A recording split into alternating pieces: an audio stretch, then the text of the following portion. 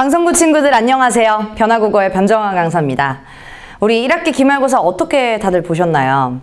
공부를 진짜 한 만큼 결과가 나오겠거니 하는 문제 느낌이었는데요. 우리 간단하게 기말고사 시험지 분석을 하면서 우리 방학 때 어떻게 하면 또 2학기 때 내신을 또 채울 수 있고 또 모의고사는 또 어떻게 잘 볼 수 있는지, 우리 정시와 내신 두 마리의 토끼를 어떻게 잡을 수 있는지 우리 광성고 맞춤형으로 시험지 분석을 한번 해볼게요. 그래서 우리 앞으로 국어 공부를 이런 식으로 해야겠구나, 좀 길잡이가 될 수 있게끔 하는 그 영상 바로 오늘 지금 끝까지 같이 해주시고요. 자, 그러면 우리 1학기 기말고사 분석 1번부터 쭉 나갈 건데요. 우리 보니까 1번부터 5번까지와 서술형 1번이 성냥기계, 우리 극갈래 중에 우리 희곡 작품, 무대 연출을 어떻게 해야 되고 또 그 갈래는 어떻게 해야 되는지, 그 갈래 특성의 문제에 대한 그 관례 가는 문제들이 되게 많이 나왔어요. 그래서 우리 갈래 특성 한번 보시면, 우리 극이라고 하는 그 갈래가 어떤 특징이 있죠? 뭐 소설하고 뭐가 다르죠? 시랑 뭐가 다르죠? 그러한 부분들을 차이점에 골라낼 수 있는 문제였고요. 그 다음에 2번 같은 경우는 우리 괄호 안에 이 인물들이 어떻게 생각하고 어떠한 태도고 어떠한 심리인지, 사실 자습서만 꼼꼼히 보셨어도, 교과서만 꼼꼼히 보셨어도 풀 수 있는 문제였고요. 3번도 마찬가지죠. 기본 어휘, 자습서 문제를 그대로 따와가지고 지금 문제를 출제했는데 그냥 기본 어휘, 뭐 구체적으로 여기 지금 시험지에서 3번 같은 경우는 뭐 피장파장, 피차일반, 이런 어휘들을 평소에 알고 있나요? 자습서 문제를 좀 풀어봤나요? 자, 거저주는 문제였죠. 4번 같은 경우는 우리 인옥, 인물에 대한 설명인데, 이 성난기계의 대표적인 중심 인물 중에 한 명인 인옥에 대한 인물의 설명을 기본적으로 성난기계의 내용에 파악할 수 있는 부분이었고요. 5번 같은 경우는 무대 배경이 보기로 주어졌어요. 그래서 우리 자습서 문제를 푸신 친구들은 옆에 사이드 문제에서 그런 부분들이 나와요. 여기 종합 그 병원 폐외과 과장실, 즉 그 성난기계의 주인공이 중심 인물인 회기가 지내고 있는 그 과장실의 분위기 어떠한지, 어둡지는 않은데 굉장히 냉랭하고 차가운 분위기가 연출된다. 그래서 인물의 성격하고 어울린다. 그 문제에 대한 게 우리 5번 문제였고요. 그 다음에 서술형 1번 같은 경우는 항상 강조했던, 수업 시간에 성난기계의 상징적인 의미의 서술형 나옵니다 라고 누누이 얘기했던 게 진짜로 나왔죠. 우리 성난기계, 기계는 어떻게 성나냐, 그거에 대한 회기가 어떻게 인간성을 회복하냐. 그래서 서술형의 핵심 답은 인간성 회복이에요. 그게 들어가 있으면 공부를 열심히 한 거고요. 그 다음에 6번부터 10번까지, 그리고 서술형 2번까지가 상기, 코끼리를 보고 놀란 가슴, 우리 글로 쓴다 라고 했죠. 그래서 그 갈래 특성과 서술 방식이 한꺼번에 같이 결합돼서 나왔어요. 앞부분에 성난기계가 우리 극갈래의 특징이 진짜 잘 두드러졌다면 우리 상기 같은 경우는 수필, 체험을 통해서 우리 독자들한테 뭘 전하고 있냐. 그래서 6번 같은 부분들이 이제 기호로 나왔으면서 갈래 특성하고 서술 방식 같이 결합돼서 나온 부분이었고요. 7번 같은 경우는 코끼리에 해당하지 않는 것 해가지고 그 지시 대상을 다른 나라를 가리키는 거, 그런 것들을 골라주는 문제였어요. 8번 같은 경우는 우리 내용에 관한 이해였죠. 그래서 상기 전체적으로 내용 파악을 할 수 있는지 간단한 문제였고요. 우리 9번 같은 경우는 서술 방식, 자문자답인지 문답법의 차이점을 아셨으면 금방 고를 수 있는 부분이었고, 뒤에 어휘 같은 거, 고증, 입증, 이거 차이를 아니? 그거에 대한 문제였습니다. 그래서 사실 이런 부분은 단답형으로도 충분히 낼 수 있는데 요게 객관식으로 지금 선택형으로 냈다는 점. 그리고 10번 같은 경우는 작가스 생각, 작가의 생각을 물어보는데 중심적인 거는, 그래서 코끼리를 봐서 중요한 건 뭐야? 라고 했을 때 하늘은 만물을 의도해서 만들어내지 않았다. 사람들은 의미 부여하지만 사실 그렇지 않다. 라는 것이 주제였어요. 그 주제랑 연결할 수 있는지에 대한 파악 문제였고요. 서술형 2번 같은 경우는 우리 보기 2번 그 단어를 딱 더 주어가지고 내용 일치 불일치.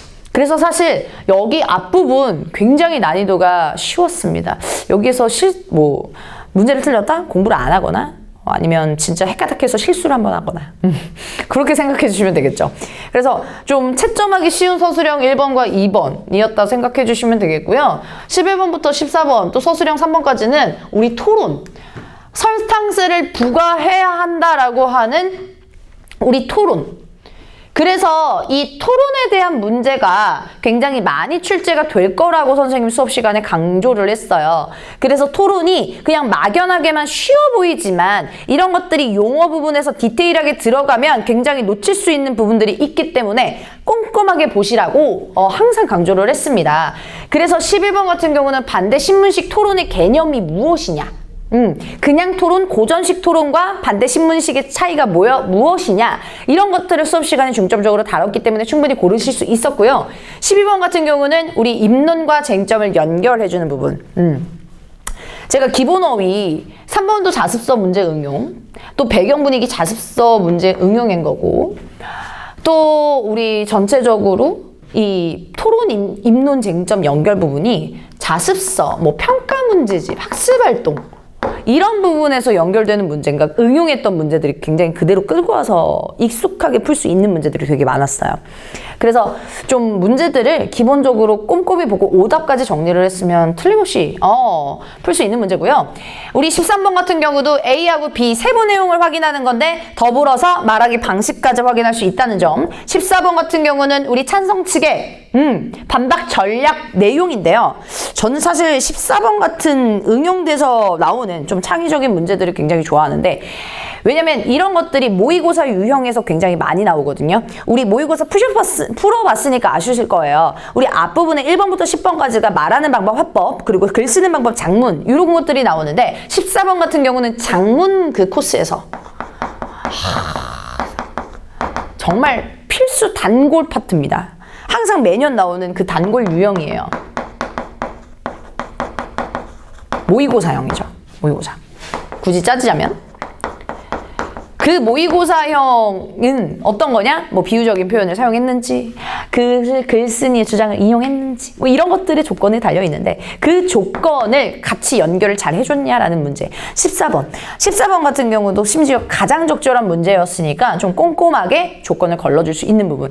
요거는 간단하게만 설명하면 조건을 어떻게 걸러내요? 라고 하면 자신이 쉽다라고 느끼는 파트가 있을 거네요. 그 조건이 지금 여기 나와 있는 것처럼 4개인데 4가지 조건 중에 내가 조금 더 빠르게 확실하게 걸러줄 수 있는 조건 하나를 골라 잡아요. 순서 상관없습니다. 골라 잡아서 얘 없네, 이 조건 없네, 이 조건 없네 해서 걸러. 아니면 디테일하게 1번부터 차례대로 하나, 둘, 셋, 넷 조건을 빠르게 넘기시면 되겠죠. 저 같은 경우는 개인적으로 저는 제가 고3 현역 때 어떤 식으로 풀었냐면 일단 마지막 조건이 속담이랑 사자성어를 활용한다는 거예요. 위에 부분은 다 내용을 고려하는 거거든요. 근데 저는 형식 부분이 눈에 팍팍 잘 들어오더라고요. 속담하고 사자성어 없네 하고 선택지 걸러준 다음에 나머지에서 파고드는 거. 그러면 선택지의 그 좁아지는 부분에서 내가 고민할 수 있는 시간이 좀 더 줄어든다는 거죠. 오케이? 저는 그래서 개인적으로 추천드리는 거, 이거는 사람마다 달라요. 개인적으로 추천드리는 거는 이 조건에서 형식을 먼저 걸러내자. 눈에 잘 띄는 거. 형식뿐만 아니라 자신이 나 이거는 좀 괜찮아.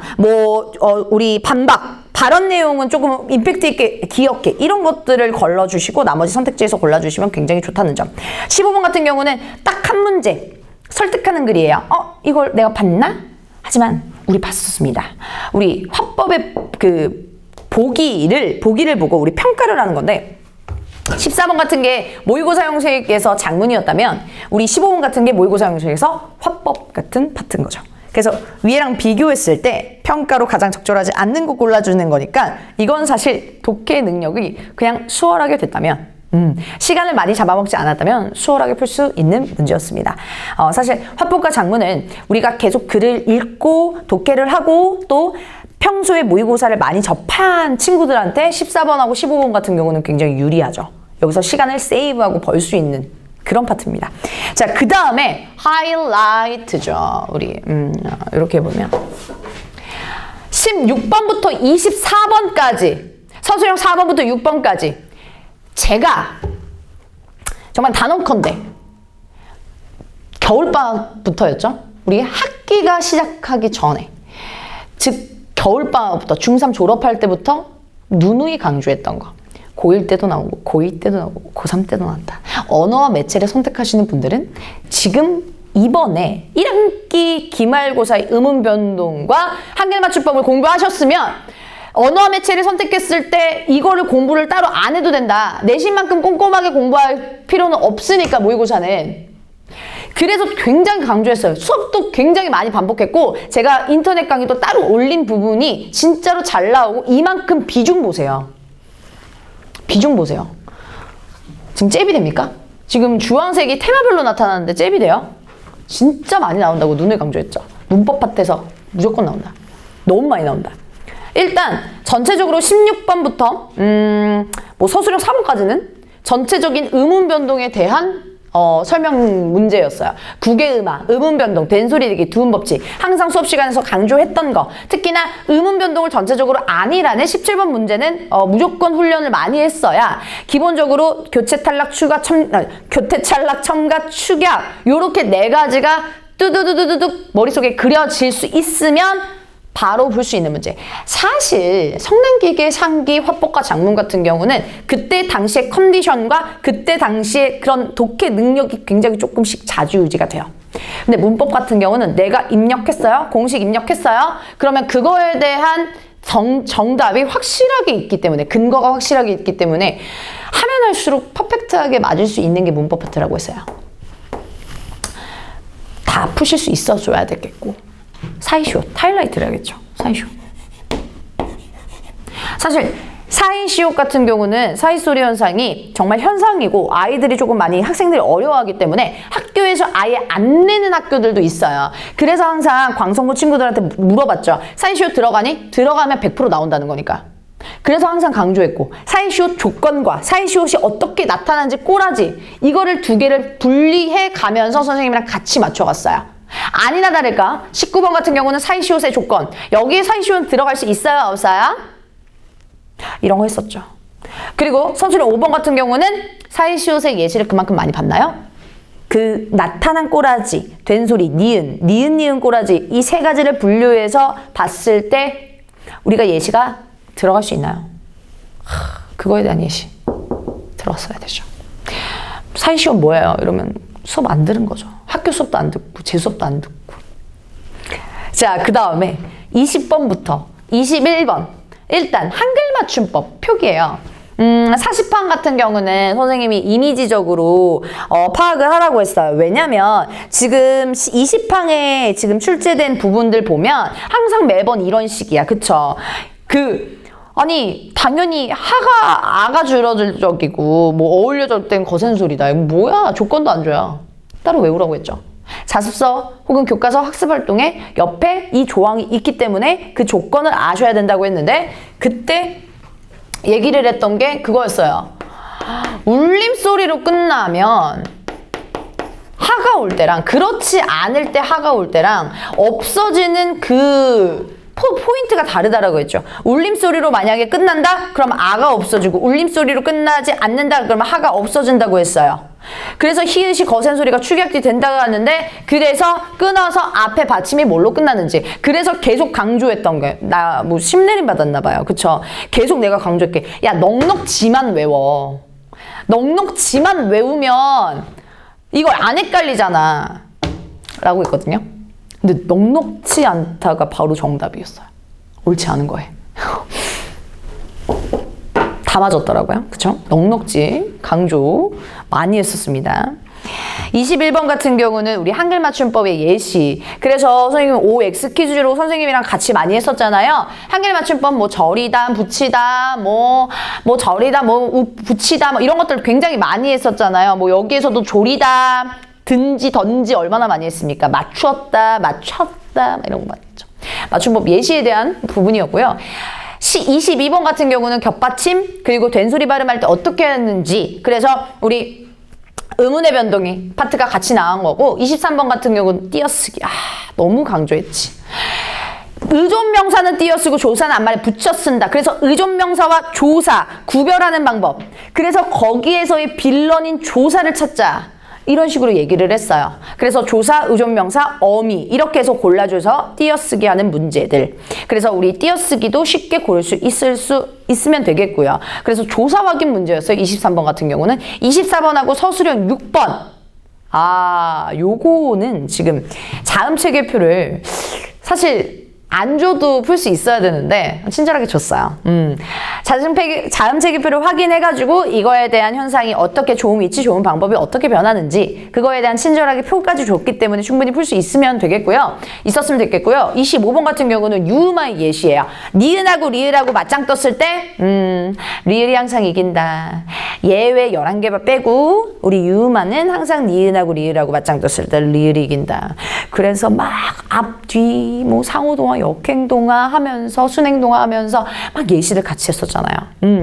지금 문제가 예시도 하나 뭐 예시를 들고 뭐 유음화의 뭐 이 현상을 들라라고 했으니까 쉽게 많은 친구들이 신라, 누가 신라면, 뭐 신라 호텔 이렇게 하지 하면서 수업 시간에 계속 강조했던 게 이렇게 나왔다라는 거. 그래서 이번에 광성고의 특징 먼저 앞에서부터 좀 총평을 하자면 일단 성난기계 같은 경우나 상기 같은 경우는 우리 신사고 교과서에서 항상 강조하는 이 갈래 특성 무조건 나온다고 선생님이 계속 강조했던 게 반드시 나왔고요. 필수적으로 나왔고 그 다음에 그 갈래에 연관된 지시문이라든지 어휘라든지 무대 배경 분위기 이런 것들이 나올 게 다 나왔다. 그리고 상기에서도 마찬가지로 내용인해나 지시 대상 여기에서 얘가 뭘 말하고 지시하는지 10번을 항상 수업 시간에 강조했죠. 조금 애매모호할 수 있고 용어가 낯서니까 그런 것들을 강조했던 게 그대로 나왔어요. 그 다음에 우리 토론 같은 경우는 문제를 굉장히 많이 풀고 사실 끝까지 정책 토론이라고 하면서 반대 신문식 토론을 굉장히 꼼꼼하게 공부를 했다는 거. 그래서 정말 많이 나올 거다라고 예상을 했는데 아니다 다를까 정말 많이 나왔죠. 다른 문학 작품에 비교해서 뭐 전체적으로 화법과 장문의 비중이 있기 때문에 좀 읽는 능력이 평소에 되어 있어 줘야 쉽게 풀 수 있는 문분인 거고 아니나 다를까 16번부터 24번까지 서술형 4번, 6번까지 우리 의문의 변동하고 한글 맞춤법 문법이 굉장히 많이 나올 거다 호언장담했는데 아니나 다를까 굉장히 많이 나왔죠. 근데 특히 광성고 스타일의 서술형은 이번의 문법 같은 경우는 포인트가 이런 예시였어요. 예시. 막막하죠. 예시를 많이 안 보고 그냥 드립다? 감으로만 푼다? 개념만 달달달 봤다? 적용을 하고 또 예시를 얼마만큼 봤니?에 대한 요구 사항이기 때문에 이런 것들이 진짜 공부한 흔적에서 나온다는 거죠. 그래서 사실 중간고사 때보다 좀 범위 자체가 뭐 문학, 토론, 또 문법 이렇게 해서 고루고루 나왔는데 중간고사 때랑 비슷하지만 외울 게 훨씬 조금 더 많았죠. 문제 푸는 것보다 외울 게 조금 더 많아서 조금 상대적으로 부담을 느꼈을 텐데도 좀 잘 넘겨주고 잘 봐서 너무 기특하고요. 우리 이렇게 광성고 공부를 이런 식으로 시험지 분석을 해봤는데 앞으로 여름방학 때 우리 2학기 때 어떻게 공부하면 좋을까요? 바로 이런 식으로 모의고사 훈련이 되어 있어야 이런 부분들이 예상하지 못한 문제들이 나왔을 때 바로바로 대응이 가능한 거고 기본적으로 제가 여름방학 때 강조하는 건 사실 모두 다 거의 반은 문법은 2학기 비중이 조금 더 커요. 그래서 여름방학 때 미리 이런 문법 요소들을 채워놓으면 사실 쓸만한 데가 너무 많아요. 2학년, 3학년 언어와 매체 선택하시는 분들은 따로 공부 안 하셔도 될 만큼 우리 내신 범위가 굉장히 디테일하기 때문에 이런 것들을 평소에 여름방학 때 문법을 기본적으로 탄탄하게 쌓아놓고 모의고사 문제 풀이와 또 문학을 어떻게 바라봐야 하고 우리가 용어, 낯선 어휘들 이런 것들을 문제를 많이 접해서 풀어야 된다는 거죠. 그래서 우리가 영단어도 아니고 따로 정리해서 보는 것보다 우리 한국인이잖아요. 문제를 풀면서 문맥을 통해서 우리가 그때그때 어휘, 낯선 어휘들을 정리해야 된다는 거. 그게 우리 여름방학 때 할 일입니다. 아시겠죠? 그래서 요약하면 우리 어휘 정리하기, 모의고사 많이 풀기, 그래서 감 잡기, 독해 능력 기르기, 또 문법 같은 경우는 2학기를 중점적으로 탄탄하게 준비해서 2학기 때 이만한 양을 우리는 조금만 공부해도 풀 수 있게끔, 그렇게 하면 너무 좋은 국어 또 여름방학이 될 것 같습니다. 그래서 너무 덥고 우리 요즘에 돌아다닐 순 없잖아요. 그럴 때 에어컨 빵빵, 선풍기 빵빵 맞으면서 우리 열심히 국어 공부 함께 합시다. 네.